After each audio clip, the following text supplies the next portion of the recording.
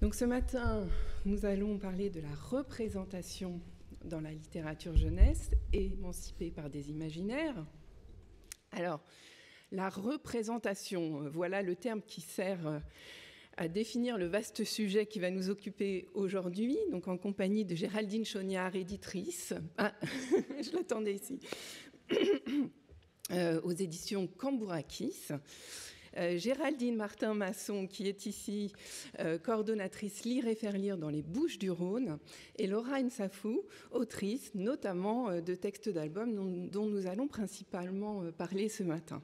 Alors, représentation, c'est un terme flou, un peu opaque, qui comporte beaucoup d'implicites. Il y a une difficulté à nommer qui est déjà assez symptomatique d'un état des lieux. Représentation de qui, de quoi ?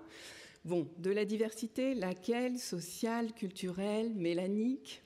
Nous allons parler de la représentation ce matin, notamment des enfants noirs, qui sont aussi appelés afro-descendants. Chacun s'approprie des termes qui sont en pleine évolution et qui sont éminemment porteurs de sens. Ces différents termes sont déjà une richesse et ils sont déjà l'occasion de nous faire réfléchir. Néanmoins, représenter est un verbe intéressant, c'est l'action de rendre un sujet présent à quelqu'un en le montrant. Présent, c'est être dans un lieu, dans un groupe. Montrer, c'est le visuel, l'image de l'album qui va nous occuper ce matin. Il s'agit donc pour nous d'évoquer la question de la représentation de personnes qui, comptant dans la société française, n'apparaissent pas, ou trop peu, dans les albums pour enfants, qu'il s'agisse de livres qui reflètent le réel ou qui sont imaginaires.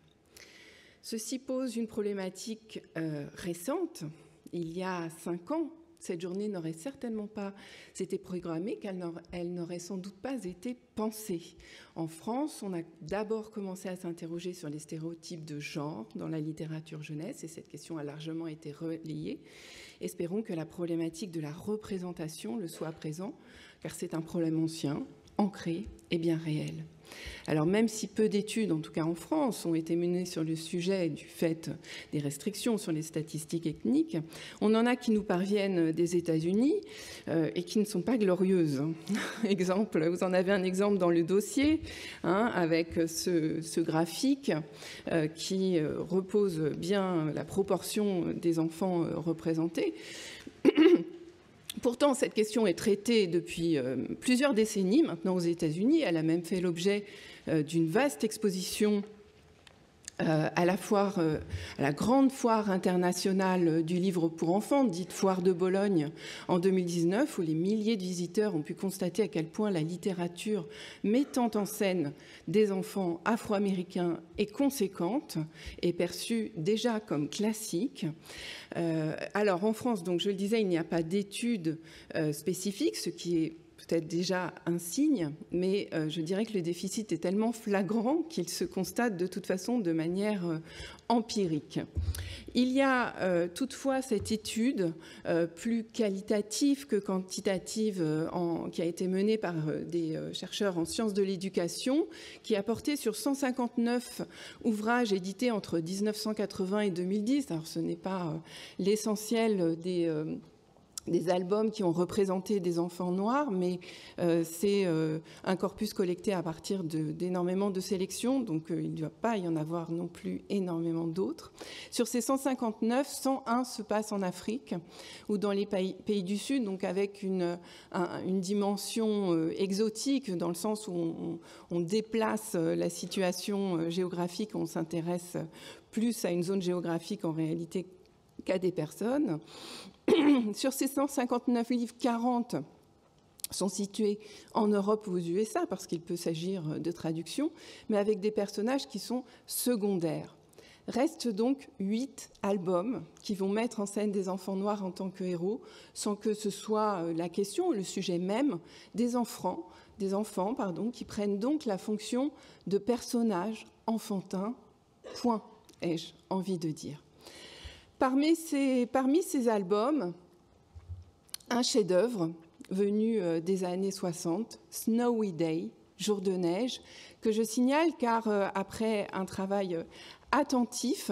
Il a été très récemment réédité après de nombreuses années où il était manquant, il n'était plus commercialisé. Il vient d'être réédité par les éditions des Éléphants.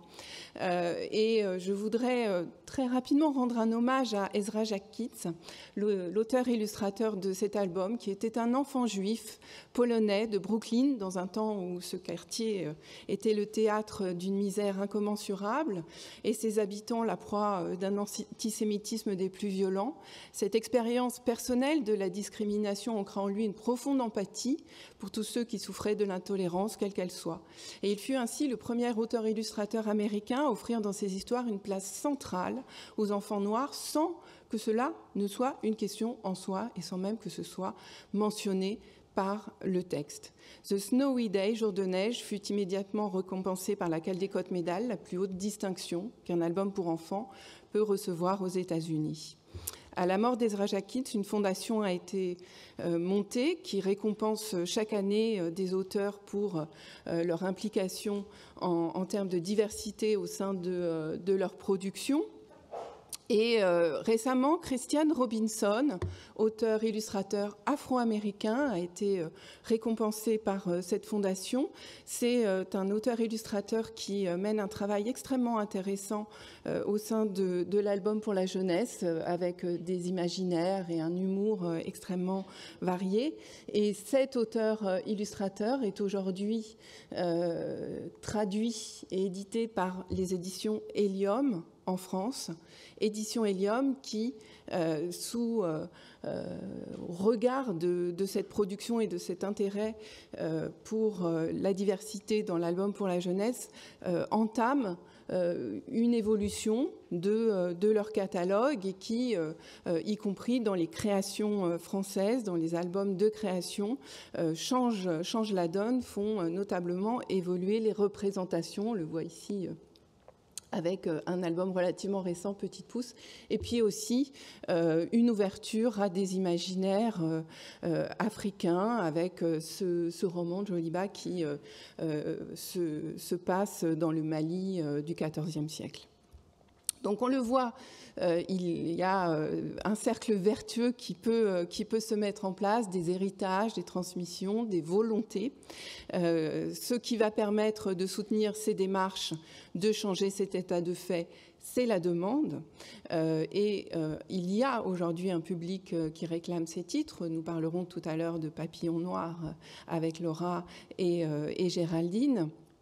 Le succès qui accompagne ce livre permet de montrer que cette demande existe et qu'elle pourra donner confiance aux éditeurs pour proposer plus largement ces titres. Ignorer la différence et la réduire au silence ne la fait pas disparaître, elle fait d'elle un tabou. Il s'agit d'une injustice à comprendre à l'aune aussi des études sur les discriminations dans notre pays qui sont sans appel. L'objet de nos discussions va être de nous demander en quoi lire des livres mettant en scène cette diversité peuvent contribuer à changer la donne, non pas pour nous donner bonne conscience, mais parce que les enfants en ont besoin. On se demandera quels enfants, pourquoi, comment la littérature peut contribuer à lutter contre les inégalités, objet de toute société civilisée.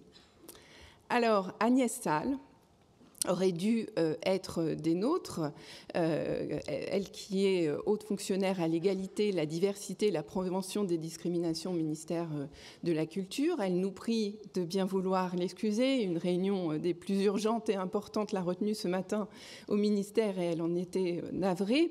Je rappelle simplement que l'intégration dans le droit français de la directive européenne 2043 du 29 juin 2000 pour l'égalité de traitement entre les personnes sans distinction de race ou d'origine ethnique et la reconnaissance officielle de la question des discriminations raciales a conduit des institutions à développer des actions autour de la lutte contre les préjugés, les stéréotypes raciaux et à promouvoir l'éducation à la diversité.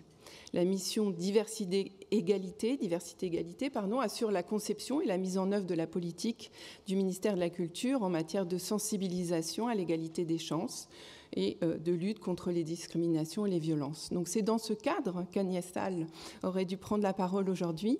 Elle accompagne Lire et faire lire depuis sa nomination, et ce sont les échanges nombreux depuis cette nomination qui ont eu lieu entre elle et les instances nationales qui ont grandement orienté la programmation du colloque qui nous rassemble. Alors, nous allons maintenant pouvoir commencer ces échanges, mais je vais d'abord vous passer la parole successivement pour vous présenter, nous donner une idée de votre orientation et de vos projets, de vos activités dans ce cadre. Je vais commencer par Laura Nsafou, autrice, donc écrivaine et blogueuse. Vous vous définissez comme afroféministe.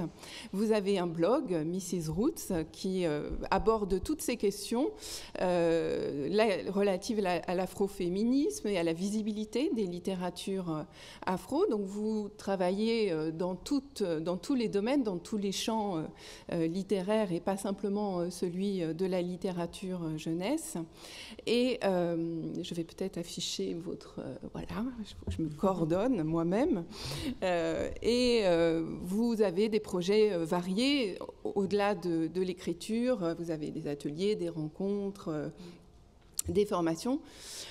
Vous êtes l'autrice du roman À main nue aux éditions Synapse et donc je le mentionnais tout à l'heure de l'album Jeunesse à succès, comme 1 million de papillons noirs. Aujourd'hui à son 11e tirage, ai-je lu, c'est bien ça? Oui, plus de 20 000 exemplaires. Ce qui est extrêmement impressionnant. Oui. Et du Chemin de Jada, ainsi que de La demeure du ciel, tous trois publiés aux éditions Cambourakis. Alors, je le disais, vos projets et engagements ne concernent pas simplement la littérature pour la jeunesse. Qu'est-ce qui fait qu'à un moment donné, vous êtes intéressé à cette production et que vous avez écrit à destination des enfants et des jeunes? Tout simplement parce que j'ai d'abord été lectrice avant d'être autrice, et que c'est vrai que pour avoir grandi en France, être née en France et avoir fait face finalement à une littérature jeunesse qui, dans le cadre scolaire, ne me représentait pas, m'a confrontée à cette expérience de ne pas me voir. Donc, c'est-à-dire que, certes, on peut s'identifier à des enfants, à des héros ou des héroïnes blancs qui ne nous ressemblent pas, mais quand on fait ça toute sa vie, jusqu'à l'âge adulte, on finit par se dire peut-être qu'il y a un problème.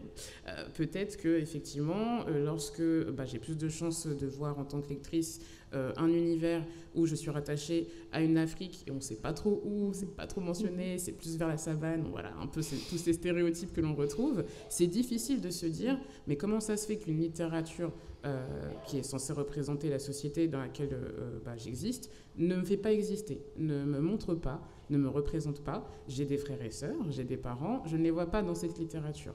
Donc c'est vrai que tout ça, en fait, a quand même conditionné mon rapport à la lecture. Donc au début, on s'habitue à ne pas se voir.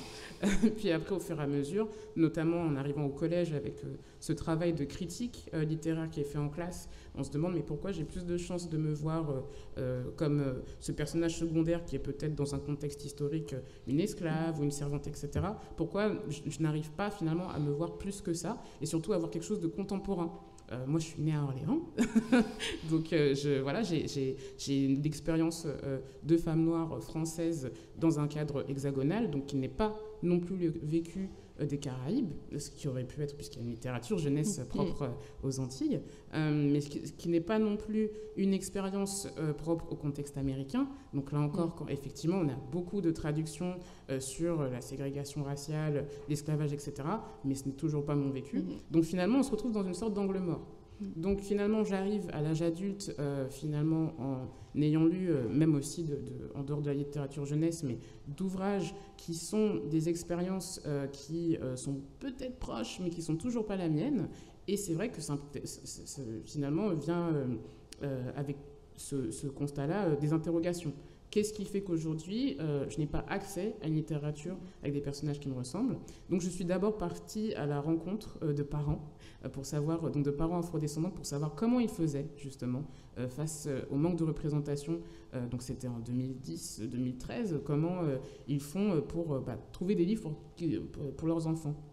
Et je me souviendrai toujours un peu d'une de ses premières interviews, puisque le constat d'une des mères qui m'a répondu, c'était en fait, j'ai le choix entre Petit ours brun et un livre qui se passe quelque part en Afrique. Or, mon petit garçon est né en région parisienne, enfin voilà, il a sa vie, il aimerait avoir accès à des littératures où on a des enfants comme lui qui vont à l'école, qui partent en vacances, etc. etc.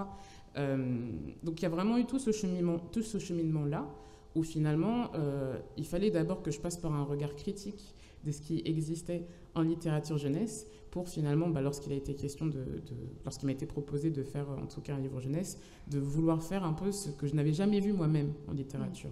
Et je pense que c'est vraiment ça le point de départ de Comme un lion de papillon noir, c'était de pouvoir mettre à la fois non seulement une diversité, pas seulement en plaquant des personnages noirs, mais en montrant une richesse, c'est-à-dire une différence de carnation, de morphologie, différents cadres.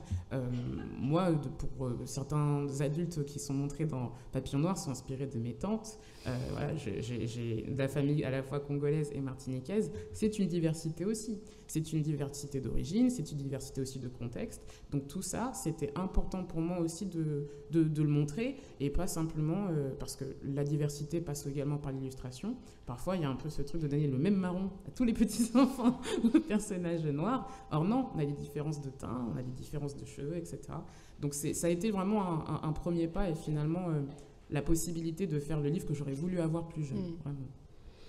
Et alors, comment ce succès, vous l'avez reçu? Parce qu'on disait donc 11e tirage, immédiatement le livre. Alors, est-ce que vous avez une idée de ceux qui ont fait ce succès et des retours sur le livre? Alors, j'ai une idée, parce que il y a vraiment une communauté qui s'est construite autour de ce livre-là. Et c'est vrai qu'au début, je pense qu'il y avait un peu ce préjugé qu'il y avait dans le milieu du livre, de se dire ah, Papillon noir va forcément attirer que des familles afrodescendantes. Non, puisqu'on a à la fois eu beaucoup de retours, notamment de libraires qui étaient contents de pouvoir proposer d'autres livres. On a eu des retours aussi de psychothérapeutes, on a eu des retours aussi d'enseignants aussi, donc justement toujours dans le cadre scolaire, cette possibilité de proposer des livres qui représentent toute la classe, ce n'est pas encore le cas aujourd'hui. Et puis surtout, en fait, des familles de tous bords, en fait, puisque, comme je le dis souvent, si on parle vraiment d'une littérature universelle, tout le monde devrait être capable de faire cet exercice d'identification, même en regardant l'histoire d'Adé qui parle de ses cheveux, que l'on voit dans la cour de récré, etc. etc. Donc finalement, il y a eu quand même une sorte de...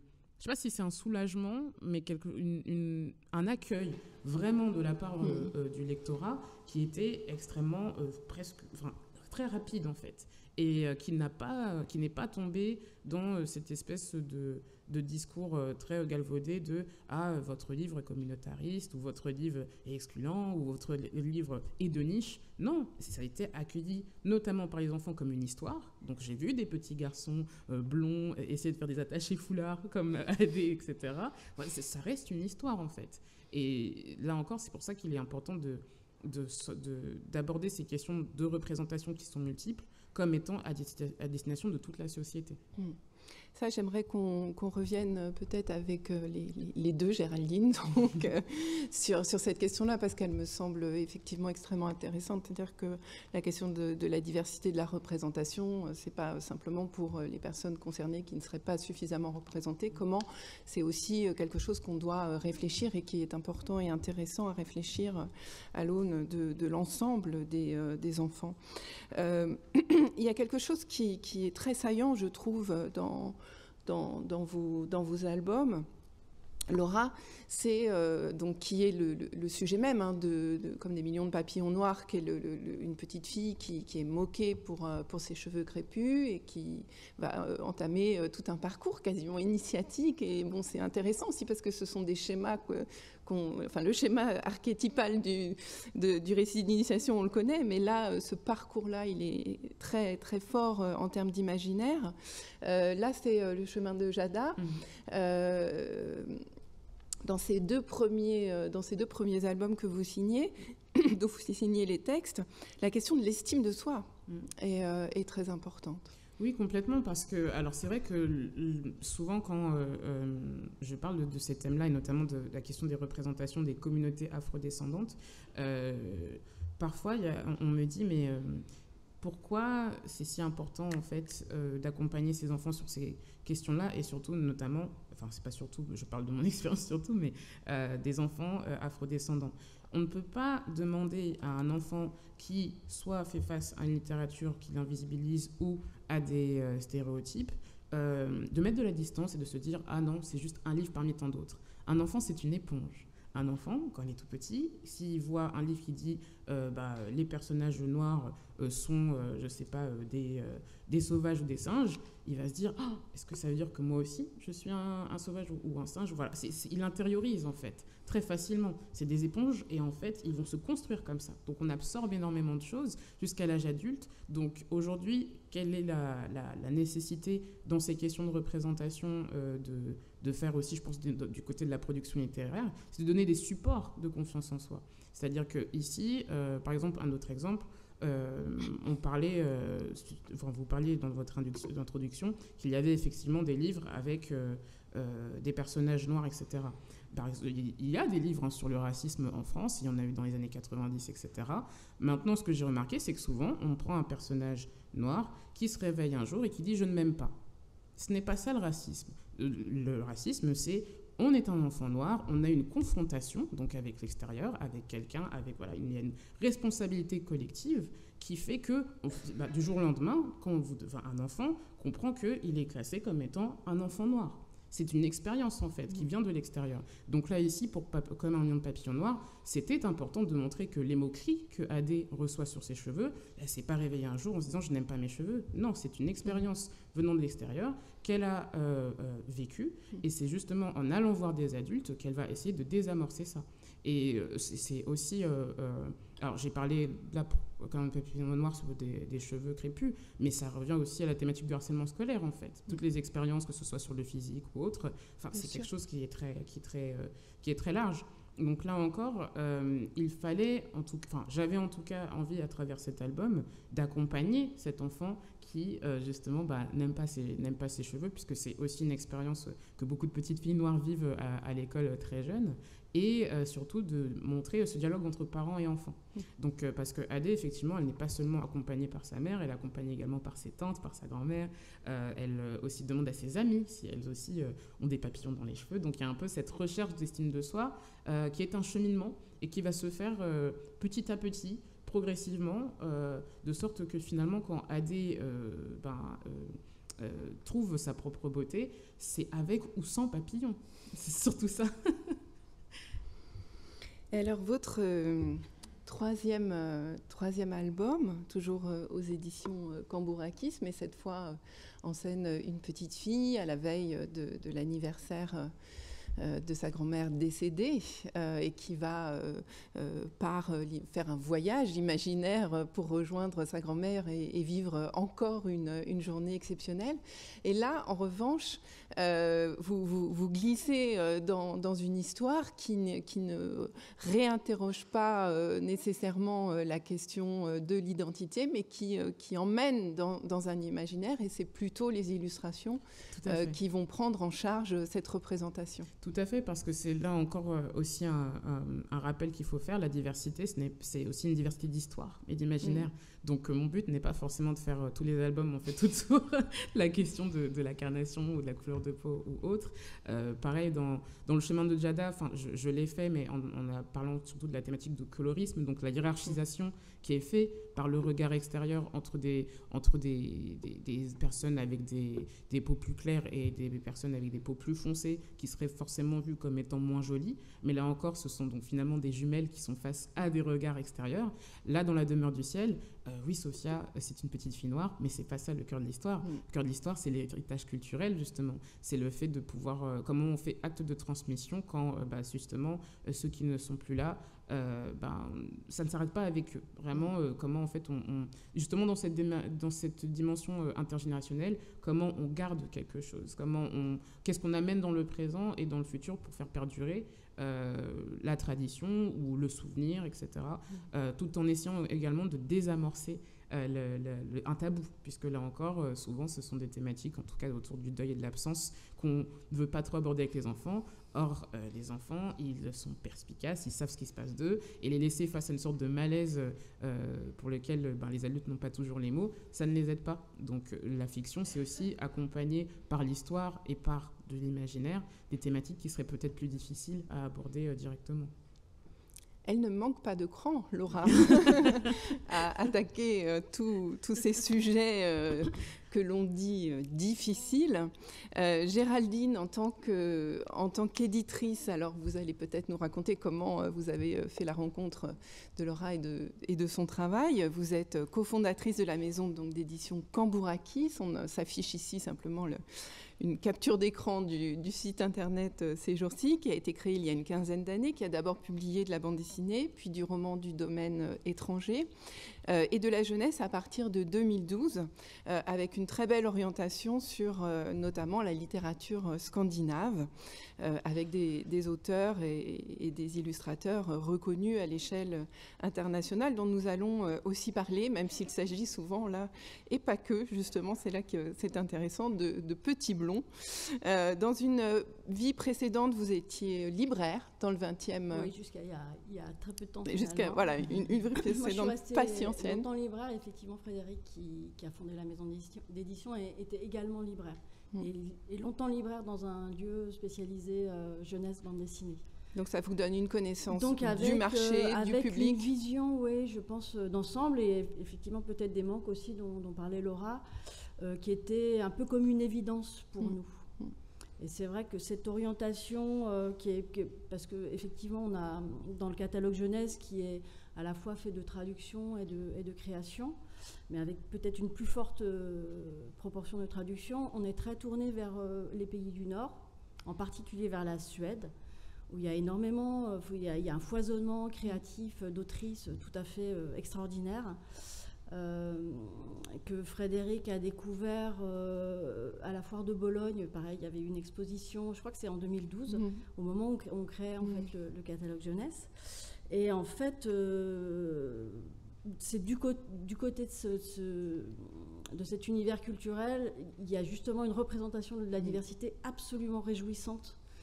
Qu'on n'a pas pris, on ne s'est pas décidé à s'orienter vers ces albums-là parce que politiquement c'était quelque chose d'important pour nous. Ça l'est, mais c'est surtout parce qu'on a trouvé des créatrices extraordinaires et qui bousculent un petit peu à la fois nos représentations en termes d'image et puis aussi dans la diversité des histoires qui sont, enfin dans l'inventivité des histoires qui sont aussi parfois très proches du quotidien. Là où j'ai une journée avec mon petit frère qui s'affiche, que je trouve assez représentatif en fait de cette fraîcheur en fait dans l'approche de certaines autrices. Une journée avec mon petit frère, c'est une toute petite parenthèse dans le quotidien, mais qui montre plein de choses. Donc c'est une grande sœur qui va autoriser son petit frère à faire une après-midi d'école buissonnière en fait. Et en fait, ils vont faire un petit peu tout ce qui n'était pas prévu de faire dans cette journée. C'est plein de surprises. Donc, c'est une histoire qui est comme ça très douce, très ancrée dans cette relation très forte entre la grande sœur et son petit frère.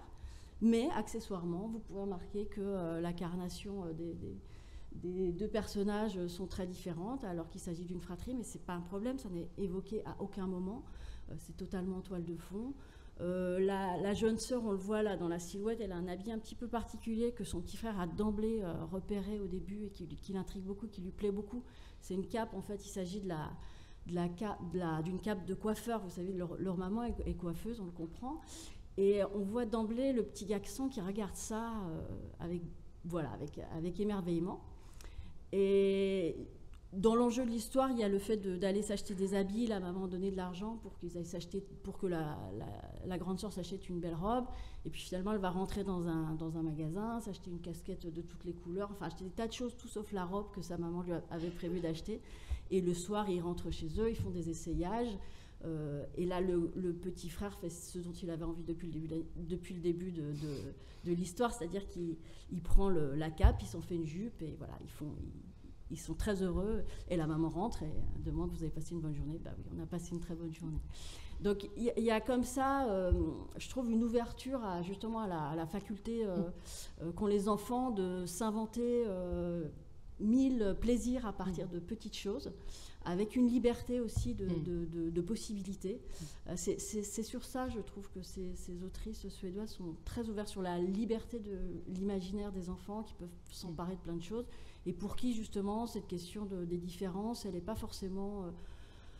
Enfin voilà, c'est pas forcément fondamental. Il y a une espèce dans l'approche des enfants, à travers le jeu, à travers plein de choses. Voilà, oui, ce n'est ni affiché, ni martelé, c'est un état de fait, et c'est de cette manière que les personnages fonctionnent. Et ça, c'est extrêmement intéressant. Bon, on a aussi cette illustratrice extrêmement talentueuse, vraiment reconnue à l'international, Marie-Consta Johnson, dont vous avez traduit, publié en France plusieurs albums. Je crois qu'il y a 8 albums maintenant.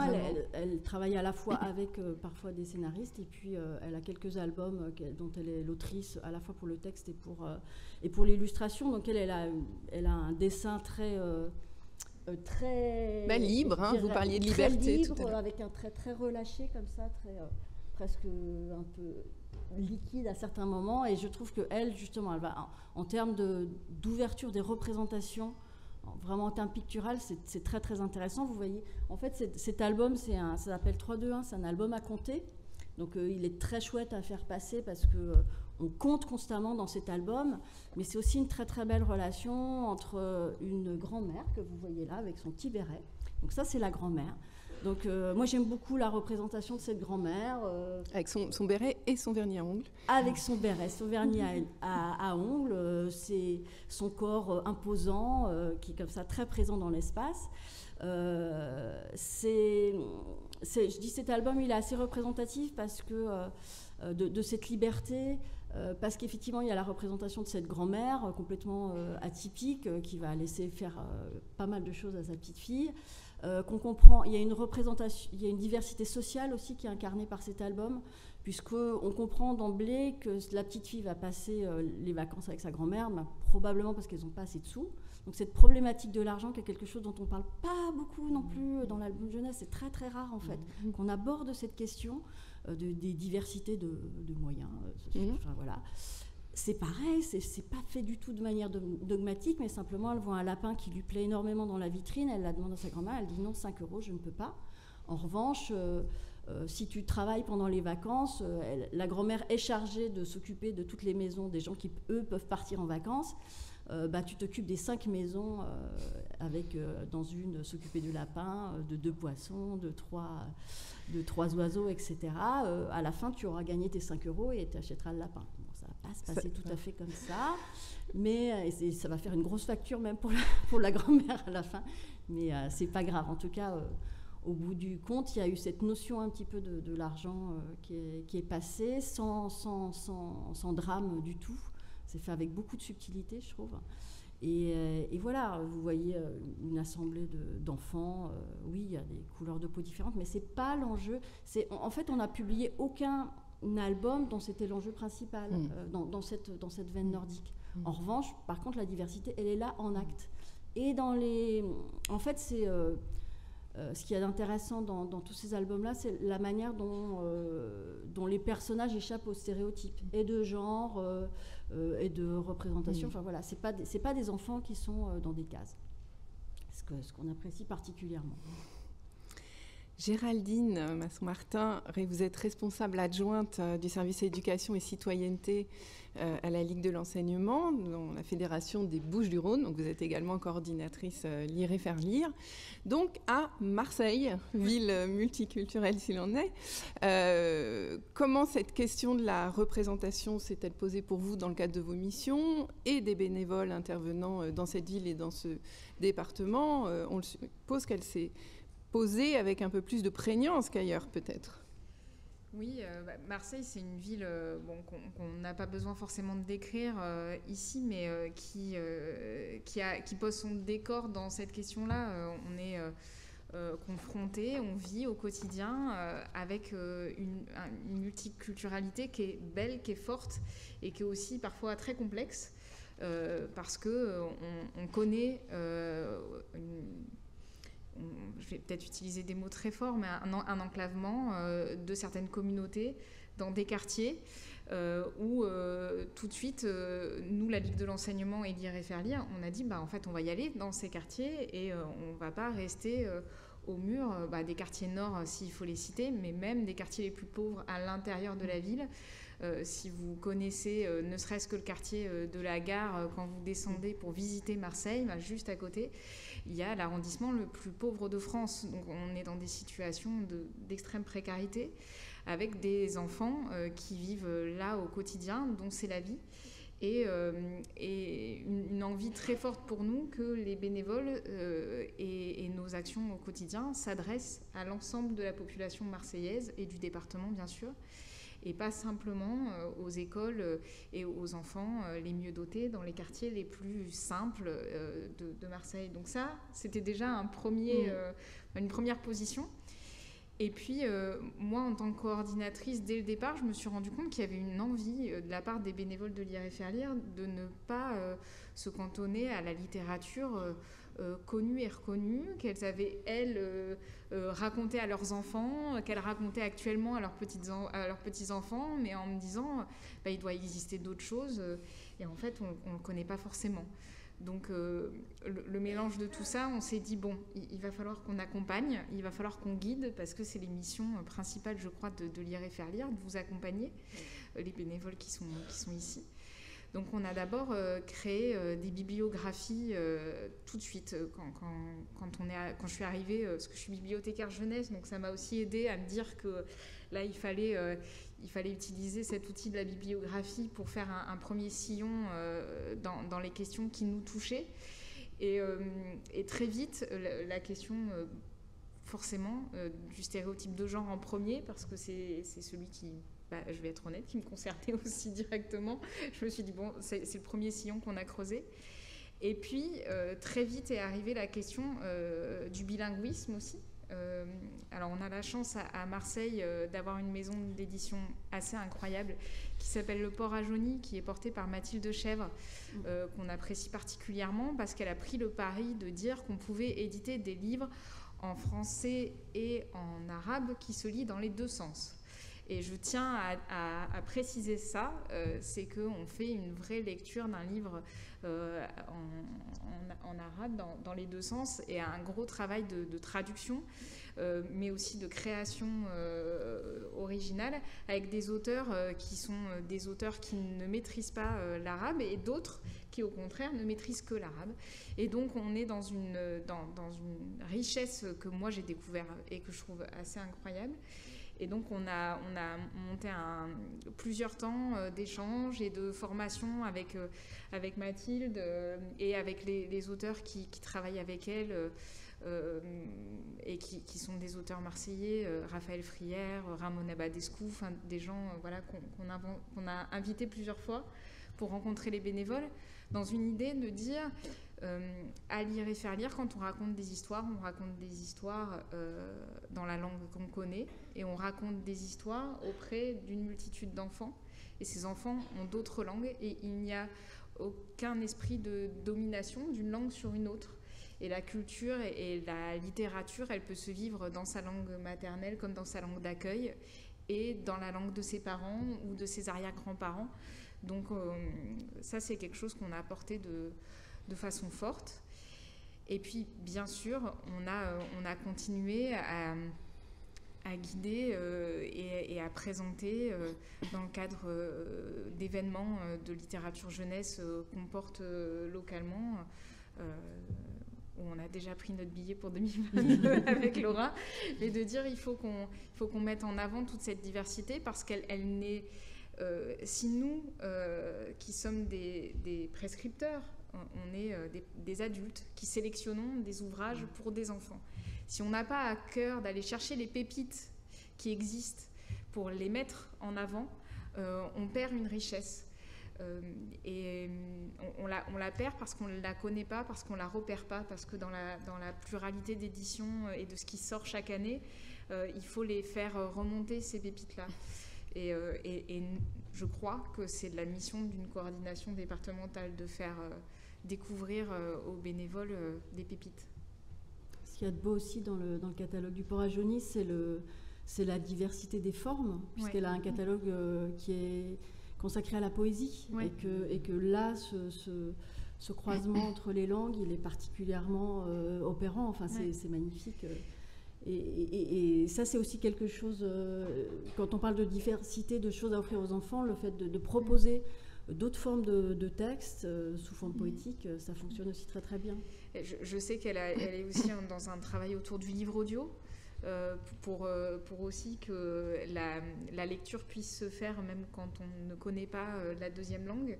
Et avec aussi la question de la sonorité des musiques et de toute cette richesse culturelle et de sa valorisation. Et je pense que ça fait partie, comme la vôtre, des maisons d'édition aussi, avec, bien que ce ne soit pas que ça la recherche, mais il y a quand même un engagement citoyen, au-delà de politique, mais citoyen, de faire valoir cette richesse. Et je pense que nous avons une responsabilité collective de la faire vivre, vous par l'édition, bien sûr par les créateurs en premier, et puis nous, parce que nous accompagnons tout ce beau monde pour rencontrer cette littérature. Je signale juste au public que sur le site internet de la maison d'édition Le Port à Jauny, il y a des extraits de lecture qui sont de grande qualité, qui permettent justement d'entrer aussi dans cette production. Finalement, toutes les trois, vous avez choisi, vous faites le pari de la fiction et des imaginaires, donc variés, plutôt que celui du documentaire ou d'ouvrages plus didactiques.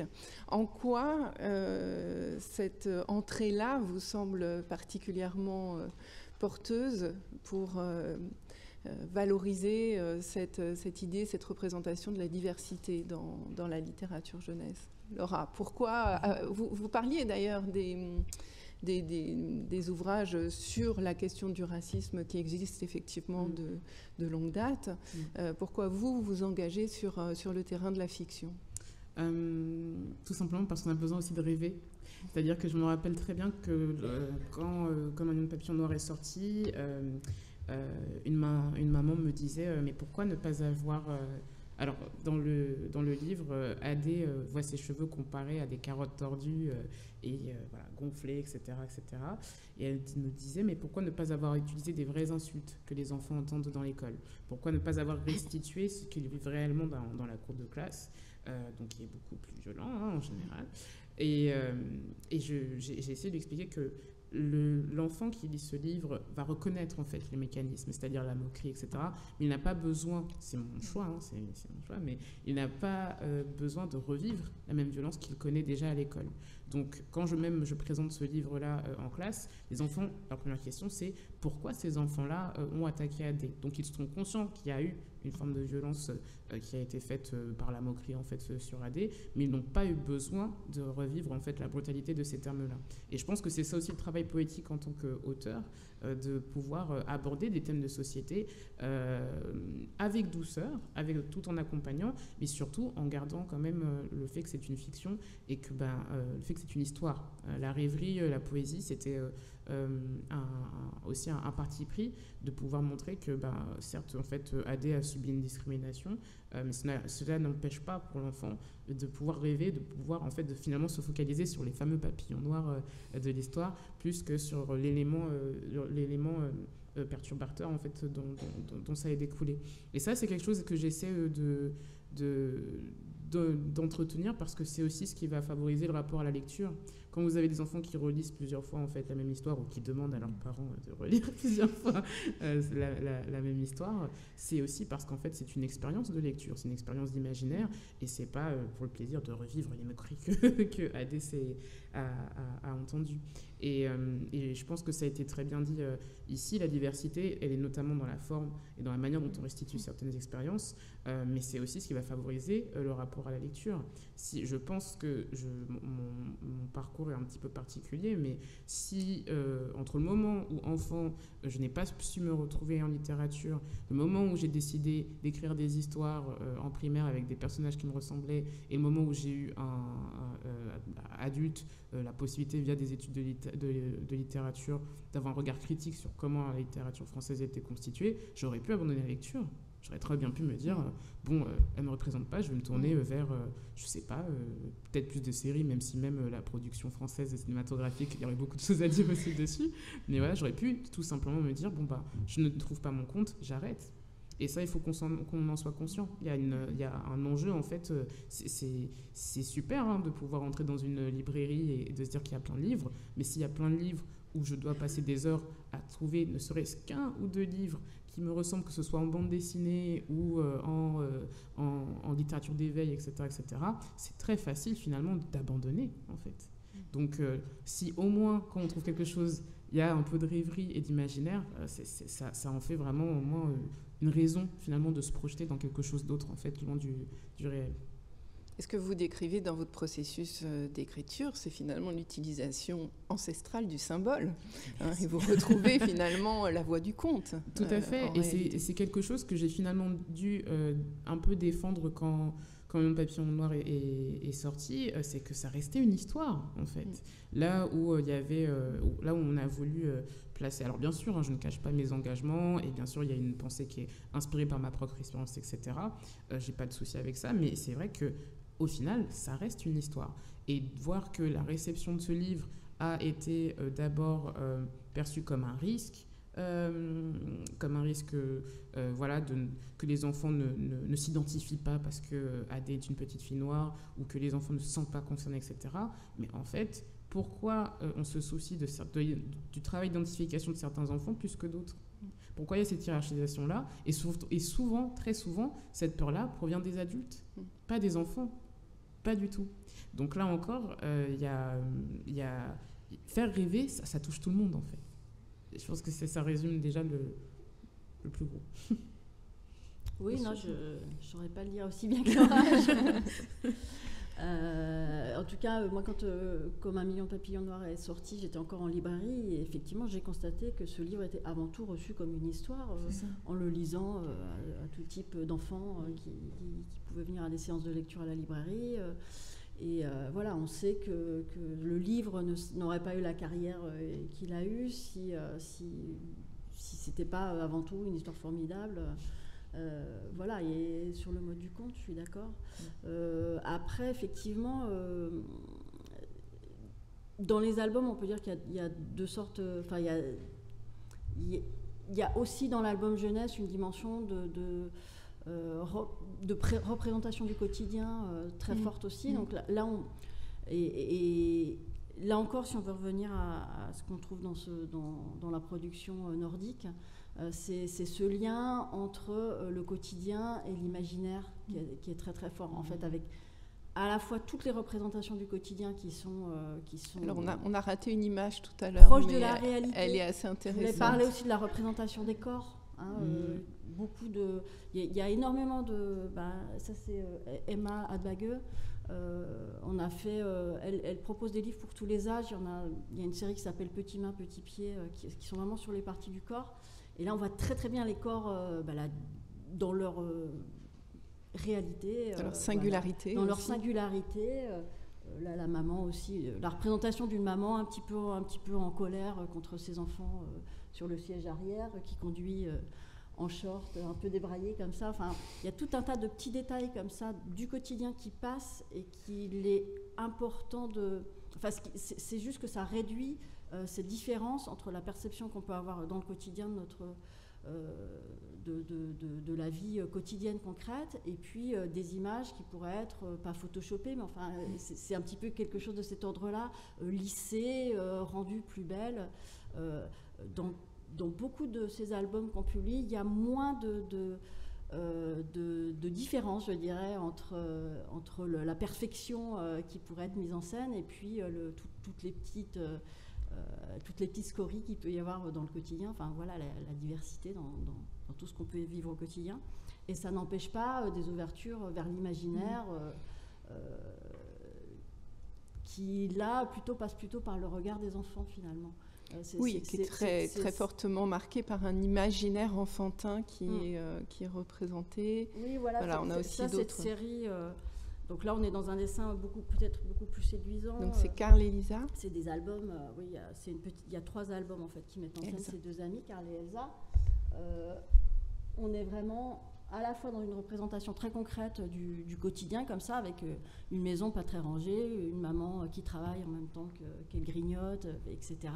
Donc voilà, et puis 2 enfants qui vont décider juste d'aller jouer dehors et qui vont s'inventer un monde extraordinaire mais ça va passer par leur propre regard.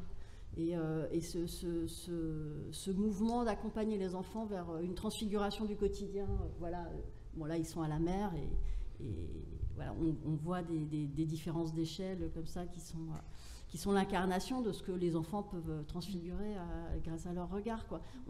On passe très souvent entre ces 2 dimensions, quotidien dans lequel on peut tout à fait se reconnaître et imaginaire qui reste la faculté la plus extraordinaire à cultiver des enfants parce que on sait qu'ils sont beaucoup plus forts que nous de ce côté-là. Donc quand on leur propose une image, ils vont voir encore plus.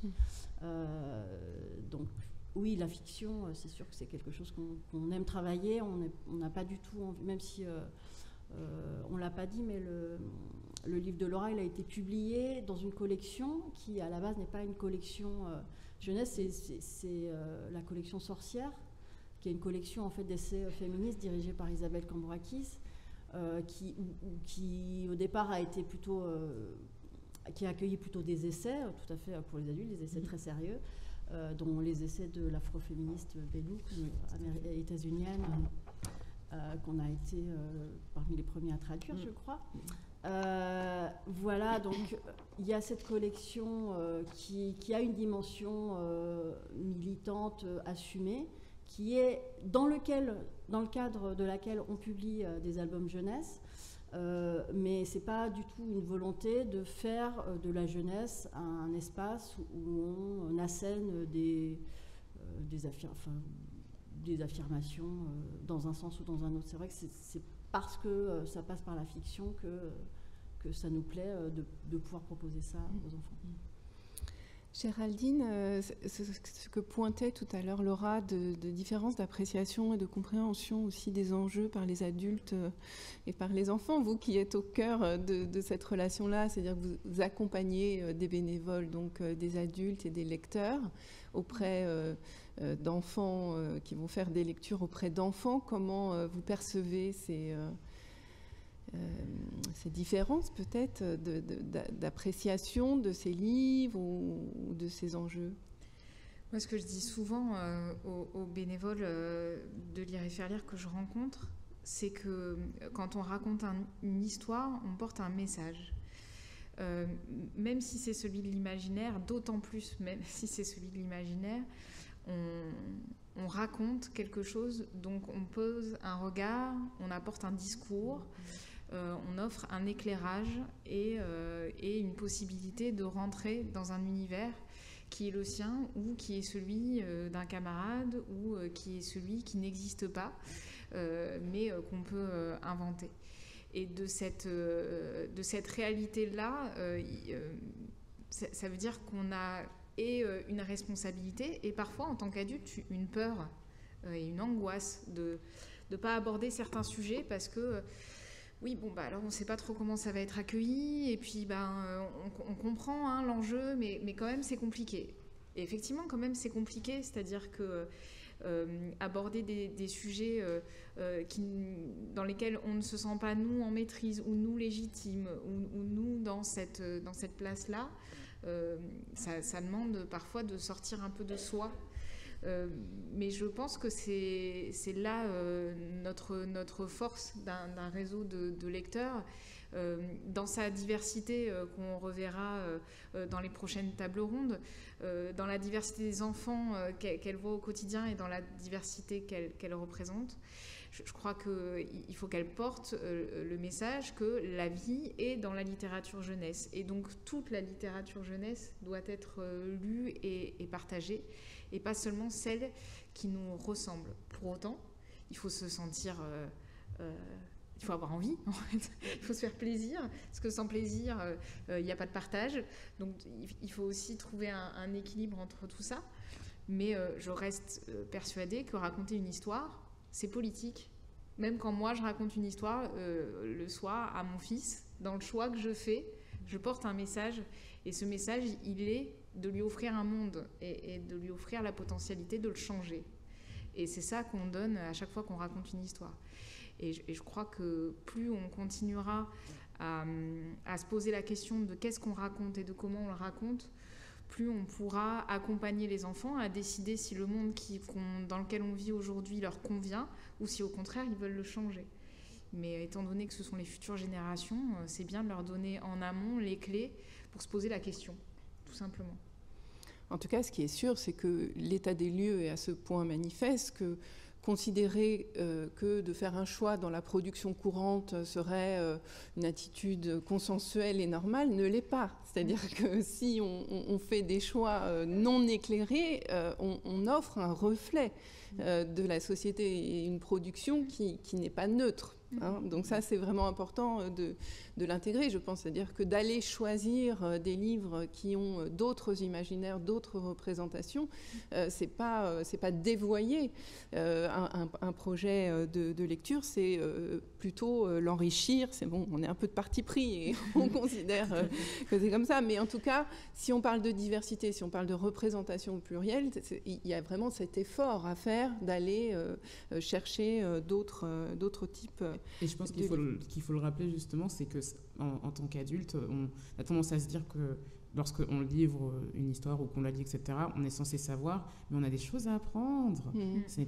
Aujourd'hui, il y a un travail de veille qui est fait, je pense notamment, alors c'est une association dont je fais part, donc je suis clairement biaisée, mais qui s'appelle Association Diversité and Kids, qui va parfois faire ce travail de recenser qu'est-ce qui existe sur les questions de diversité de corps ou de genre ou mélanique ou sur les questions de handicap, etc., et qui va accompagner autant des parents que des adultes, que des enseignants qui se posent des questions sur qu'est-ce qu'ils peuvent montrer, est-ce que tel livre est un bon support ou pas. Il y a aussi beaucoup de blogs maintenant, je pense notamment au site internet qui s'appelle planetediversité.com qui justement va faire ce travail-là, notamment par rapport à la littérature ado, quels sont les personnages qui sont dans tel livre, quelles sont les thématiques qui sont mises en avant. Donc c'est un travail de veille, mais qui s'apprend.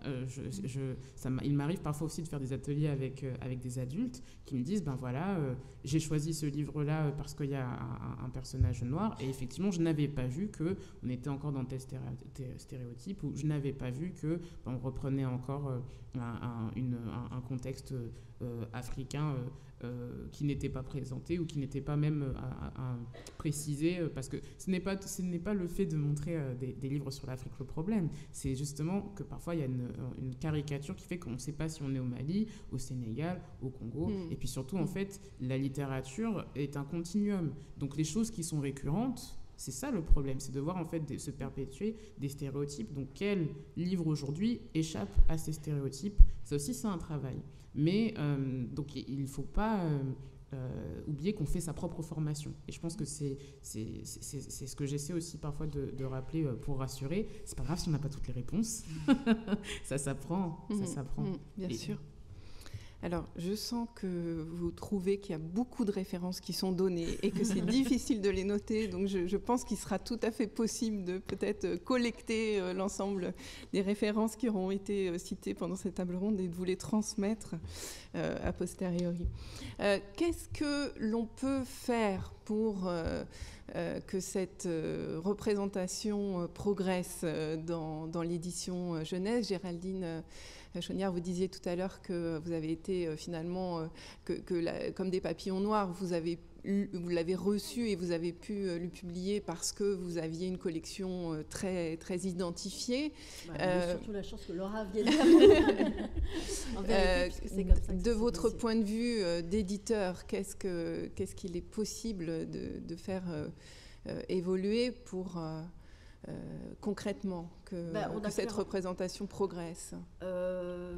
Là, pour nous, ça concernerait plutôt le domaine de la création. Donc, dans ces domaines-là, on a clairement une vigilance sur les projets qui nous sont proposés. Voilà, je ne vais pas rentrer justement dans les détails de ce qui peut se passer dans le dialogue avec les auteurs, mais oui, il y a des choses... on est attentif à ce que certaines représentations soient présentes ou ne soient pas présentes, justement. Enfin, vraiment, cette volonté d'échapper aux stéréotypes, elle est importante. Après, pour nous, ça n'est pas un critère de choix absolu. Enfin, il y a évidemment des choses qui vont faire qu'on ne va pas aller vers un livre parce que ça nous paraît trop stéréotypé, mais c'est avant tout quand même ça ne nous restreint pas notre liberté par rapport à la diversité des œuvres qui peuvent nous être proposées. Donc c'est à la fois c'est un angle, mais c'est pas des dictates, c'est pas des choses qui... Donc on a le sentiment, nous, de faire... on est heureux de proposer cette diversité à travers nos albums. Après, ça s'arrête là, j'ai envie de dire. C'est pas l'alpha et l'oméga de notre travail au quotidien. C'est juste que je crois que là où on en est, avec notre regard, il y a des choses qu'on apprécie et qu'on est heureux de proposer, et on a un petit peu l'impression de faire évoluer les choses en les proposant comme ça de manière tout à fait naturelle. C'est-à-dire sans contrainte. Voilà, et le catalogue s'enrichissant au fil des ans. Enfin, il n'est pas encore très très connu, ce catalogue. Par contre, on a de plus en plus de retours de personnes qui sont justement heureuses d'être face à un type de création qui se renouvelle. C'est important pour nous. Donc voilà, après, on ne va pas être trop présomptueux. C'est un travail modeste et qui reste dans la lignée de ce qu'on aime avant tout comme lecteur et comme... Je pense que le succès des ouvrages de Laura et d'autres doivent nous rappeler aussi qu'en fait, il faut montrer qu'il y a une attente des lecteurs, qu'il y a une attente des médiateurs, qu'il y a une attente des bibliothécaires, des enseignants qui viennent vers nous chercher des références justement qui sont dans une volonté des maisons d'édition peut-être moins connues, de certains habitués, on va dire, de l'éducation nationale, pour travailler beaucoup dans une partie de mes missions avec des enseignants à qui je fais découvrir du coup des maisons d'édition avec des catalogues différents et qui parfois me disent mais pourquoi certains éditeurs, on va dire, plus classiques n'intègrent pas aussi cette diversité dans leur catalogue. Et je crois, souvent je leur réponds, demandez-leur en fait. C'est-à-dire que plus on les achètera, ces livres, plus on ira aussi montrer qu'on les recherche, ces collections, plus la proposition sera diversifiée. Et je crois que c'est un discours que collectivement on doit porter. Elle se passe aussi par nos choix, nous, de consommateurs, de lecteurs au quotidien, dans ce qu'on recherche en littérature jeunesse.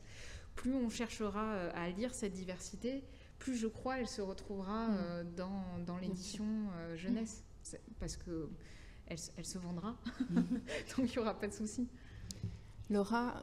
Oui, je suis contente parce que Géraldine me permet de m'en tenir à la question de la création, mais c'est clair que ce rôle de lectorat, il y a un rôle d'engagement citoyen aussi qui se joue au niveau du lectorat, dans le fait de soutenir une littérature plus représentative et sur le fait d'envoyer comme message, c'est ce qu'on veut comme livre et comme une vraie littérature qui propose une vraie diversité d'imaginaire.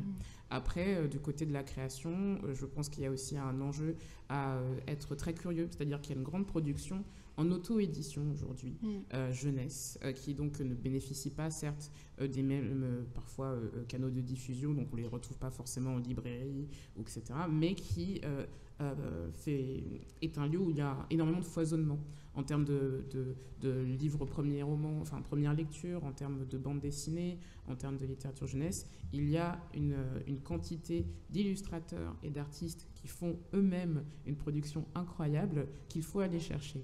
Donc, comme Géraldine, je pense que ce serait aussi à des éditeurs de grandes maisons d'aller chercher, ou du moins d'être vigilant, comme l'a dit aussi Géraldine, sur avoir cette vigilance sur ce qui peut être apporté de nouveau. Parce qu'il y a aussi, c'est comme dans le monde du travail, hein, des fois on répond à ces artistes en auto-édition qui n'ont pas d'expérience, mais encore faut-il la leur donner. Mais il y a aussi cette curiosité que le lectorat peut avoir sur ce qui se fait aujourd'hui via des campagnes Ulule aussi, ou via des chaînes YouTube qui mettent en avant ces livres qu'on ne trouve pas forcément dans la librairie ou dans des grandes chaînes ou autres, mais qui sont là en fait, qui sont là et qui ont une valeur ajoutée justement dans le fait de proposer d'autres littératures, d'autres types de littérature. Et également les maisons d'édition indépendantes. Il y a beaucoup de micro-éditions, de maisons d'édition associatives qui font un énorme travail aussi de proposer d'autres choses, quoi. Oui, parce que moi qui suis un peu vieille école, je vous avoue, je reste extrêmement attachée au rôle et au travail de l'éditeur. Donc c'est vrai que l'auto-édition, c'est pas quelque chose, pour moi, une fin en soi, même si je comprends que ça puisse faire bouger les lignes. Mais concrètement, qu'est-ce qu'on pourrait demander aux éditeurs, à ces fameux grands éditeurs, ou moins grands d'ailleurs, parce que là, on voit quand même qu'il y a...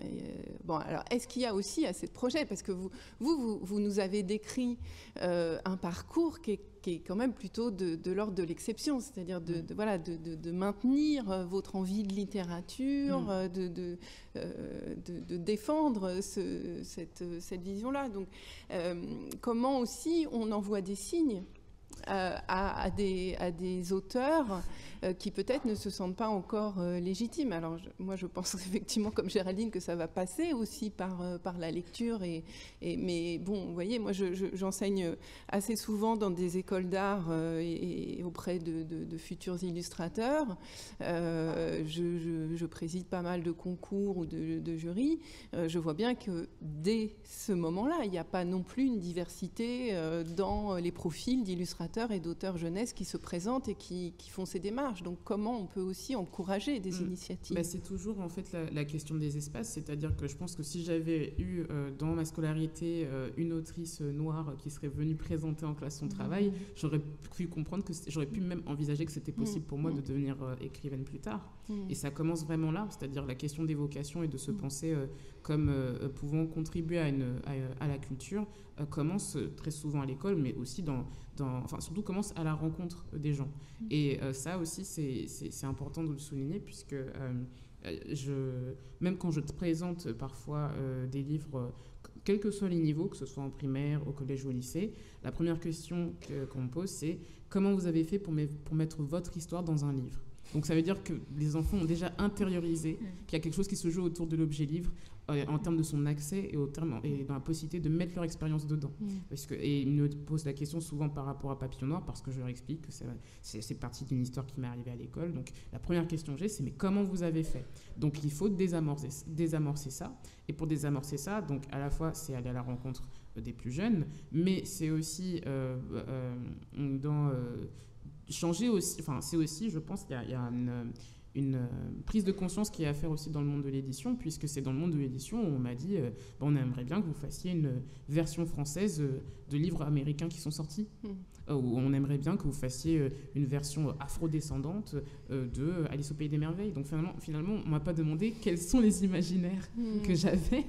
La plupart du temps, c'est moi qui dois venir un peu avec un pied de biche pour entrouvrir la porte et dire, mais en fait, si, il y a des imaginaires à créer. Et c'est extrêmement difficile, et c'est aussi pour ça qu'il y a beaucoup, je connais beaucoup d'artistes quels que soient en fait les groupes minorisés auxquels ils appartiennent, qui se disent en fait je vais aller dans l'auto-édition parce que j'ai pas envie de devoir pousser encore et encore, convaincre, etc. C'est très dur de rencontrer une dizaine d'éditeurs qui vont vous demander de faire tout sauf en fait proposer quelque chose. Donc et je parle pas simplement de la commande, c'est vraiment cette idée où on va nous attendre sur des cases très spécifiques où voilà, est-ce que vous pouvez faire un roman sur les violences policières? Et peut-être que j'avais envie d'écrire une histoire qui se passe dans une boulangerie quelque part à Marseille. Et voilà, je n'avais pas forcément envie de parler de violences policières. Bon, en fait. on peut vous mettre en place. Il y a des très bonnes boulangeries à Marseille. Je crois aussi que la question du discours qu'on porte dans une œuvre ne doit pas se limiter aux personnes qui l'ont vécu. Je m'explique. Je suis consciente, par exemple, de ne pas être en situation de handicap. Pour autant, déjà, j'ai pu l'être dans ma vie. Et puis, j'ai pu rencontrer du monde qui l'a été. Et je peux me sentir en possibilité de réfléchir, de porter un discours, de l'interroger, même si je ne suis pas moi-même porteuse de handicap. Et je pense qu'il y a une culture aussi de la création qu'il faut rediscuter et retravailler. Pour en avoir discuté avec Raphaël Frière, qui a écrit du coup un ouvrage en langue arabe et en français, elle me disait mais moi je ne me serais jamais sentie capable de faire ce travail-là si une éditrice ne m'avait pas accompagnée. Et je crois qu'il faut aussi qu'on accompagne les auteurs et illustrateurs à se sentir libres d'inventer toutes les histoires, même celles qu'ils n'ont pas vécues ou qu'ils ne portent pas eux intrinsèquement. Et que sur tous les discours, sur tous les sujets, on peut se sentir tous en mesure de les porter et de les discuter. Et surtout, par rapport à ces questions-là, il y a aussi une réalité, là encore que je disais par rapport au monde de l'édition, qu'on n'a pas tous le même accès à la création. Il y a des discriminations, comme on peut reconnaître des discriminations à l'embauche finalement, il y a des discriminations sur qui peut écrire aujourd'hui, qui peut illustrer, etc. On n'a pas encore tous le même accès. Quand vous avez par exemple, alors effectivement moi je parle parce que du fait en tout cas d'avoir pu mettre mon expérience dans les livres que j'ai pu écrire, etc. Mais quand vous avez également une autrice que je connais qui a un handicap et qu'un auditeur lui répond je n'ai pas su me reconnaître dans votre livre, donc je ne le publie pas. Ça veut dire, en fait, ça veut dire ce que ça veut dire. Ça veut dire qu'on n'a pas encore tous le même accès à l'acte de création et du coup à cette production-là. Donc finalement, comme disait Géraldine, ça se complète. Il faut à la fois que ça ne soit plus une question de savoir en fait qui produit, mais encore faut-il que tout le monde puisse investir cette littérature. Et que ce soit étayé. Bon, je crois qu'il y aurait encore beaucoup à discuter sur ce sujet, mais je crois que l'heure file et que nous allons devoir conclure. Moi, je voulais quand même revenir sur votre formulation, Laura, que j'ai trouvée assez terrible dans tout début de votre intervention. Vous disiez, mais finalement, on s'habitue à ne pas se voir. J'espère que ce temps d'échange vous aura convaincu de la nécessité d'aller vers des propositions de plus en plus diversifiées, vers des représentations au pluriel, pour que plus un enfant ne s'habitue à ne pas se voir ou à ne pas voir, tout simplement. Merci beaucoup. Merci à toutes les trois.